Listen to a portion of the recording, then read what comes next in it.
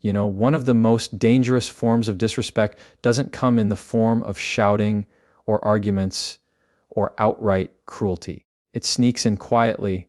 It's the little digs, the so-called jokes, the comments wrapped in laughter. It's when someone looks you in the eye and says something that stings and then shrugs it off with, "Relax, I was just kidding."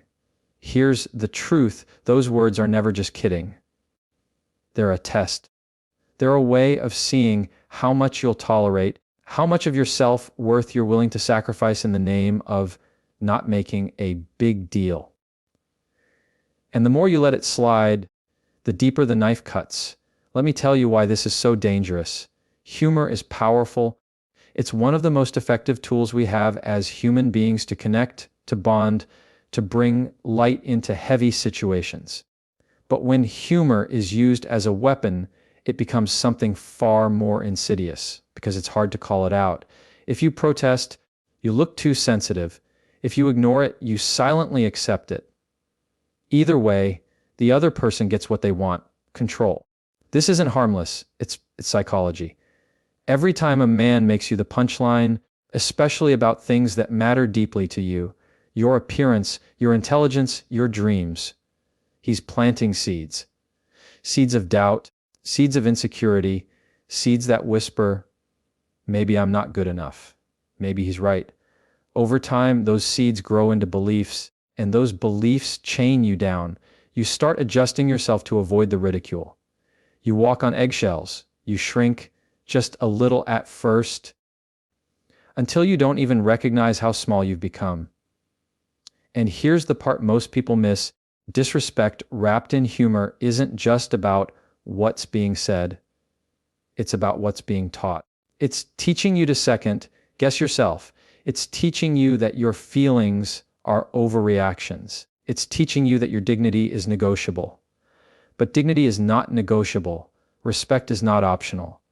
A man who loves you, a man who values you, will use humor to lift you up, not tear you down. He'll laugh with you, not at you. He'll protect your confidence, not puncture it. There's a difference between playful teasing and corrosive disrespect, and you know it in your gut. One leaves you smiling, the other leaves you questioning yourself. Some of you listening right now are already replaying moments in your head. You're remembering the jokes at your expense, the comments that didn't feel right, but you brushed off because you didn't want to be dramatic. You remember laughing along even though inside it stung. And you told yourself he didn't mean it. But here's what I need you to hear meaning is revealed through repetition. If it happens once, maybe it was careless. If it happens again and again, it's intentional. It's a strategy. And what does it say about someone's heart if they find joy in making the person they claim to care about feel small? That's not love. That's not partnership. That's not commitment. That's control disguised as charm. Think about it like this. Every relationship is built on an invisible contract of respect. Every word, every action either strengthens that contract or weakens it. A joke at your expense is a small crack in that foundation. And if you allow enough cracks to form, one day the whole thing collapses. Now, people will tell you, it's not that serious. Everyone jokes around. And they're right. People do joke around. But the question isn't, does he joke? The question is, who does he joke at the expense of? If you're always the target, if your flaws are always the material, then you're not in on the joke. You're the object of it. And here's the kicker. The more you accept it, the bolder it becomes. What starts as a little jab about your outfit turns into a cutting remark about your career, your intelligence, your family, your worth. And each time you laugh it off, you hand over a little more of your power. Until one day, you're not even sure how to speak up anymore. That's why this is a deal breaker. Because the words we hear the most often are the ones we start to believe. If the man in your life is constantly feeding you words that chip away at your self-esteem, those words don't just stay in the air. They settle in your mind, they echo in your heart, and they start shaping how you see yourself. But here's the beautiful thing: you have a choice. You can decide today that your dignity is worth protecting. You can decide that humor should never come at the cost of your self-worth. You can draw a line and say, that's not funny, that's not love, and I will not stand here and be the punchline of someone else's insecurity. Because let's call it what it really is: a man who uses humor to belittle you is revealing his own weakness. Strong men don't need to make others feel small.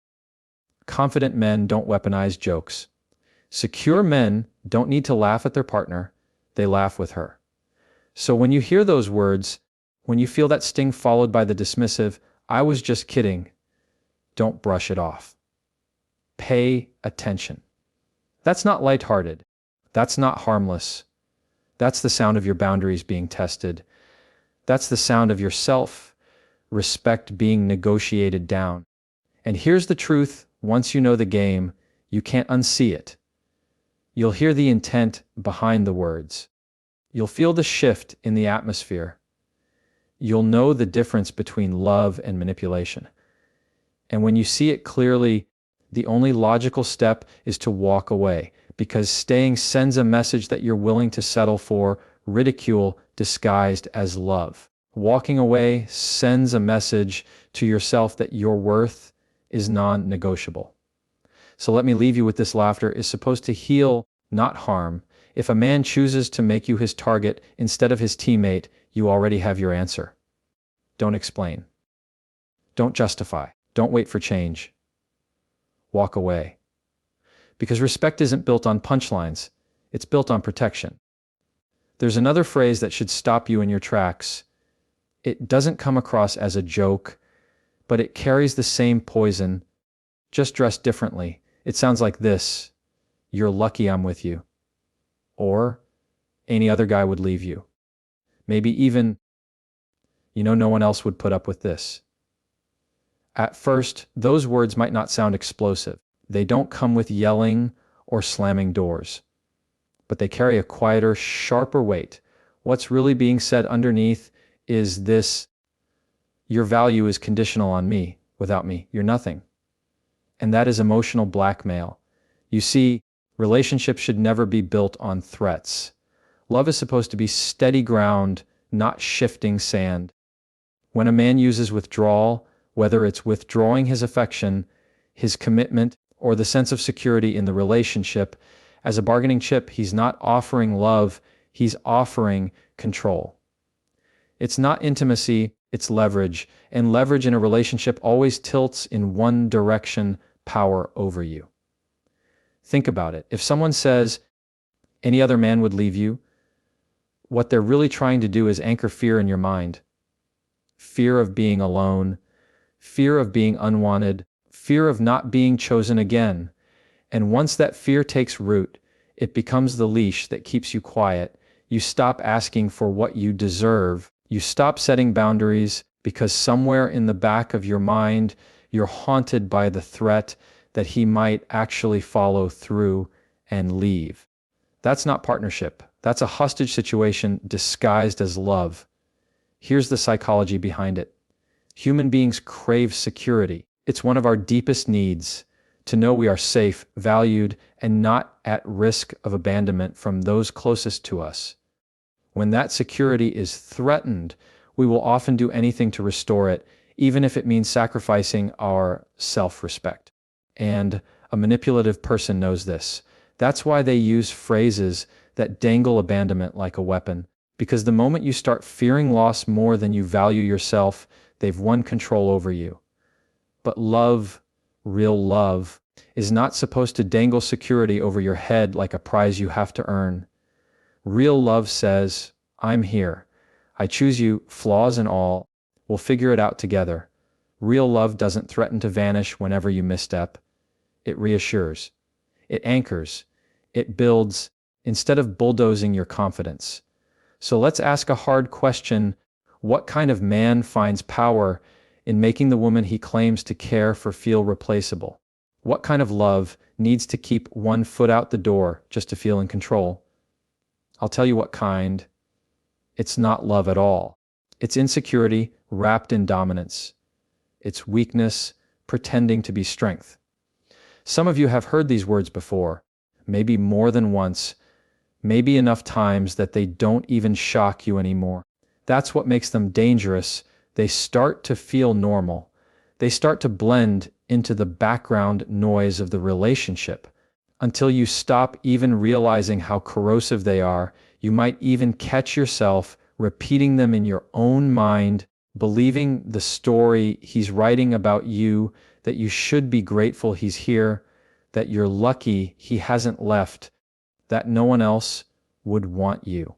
But let me challenge that thought. If love is a gift, why should you feel lucky for receiving the bare minimum of respect? Why should you feel indebted to someone who uses fear as currency?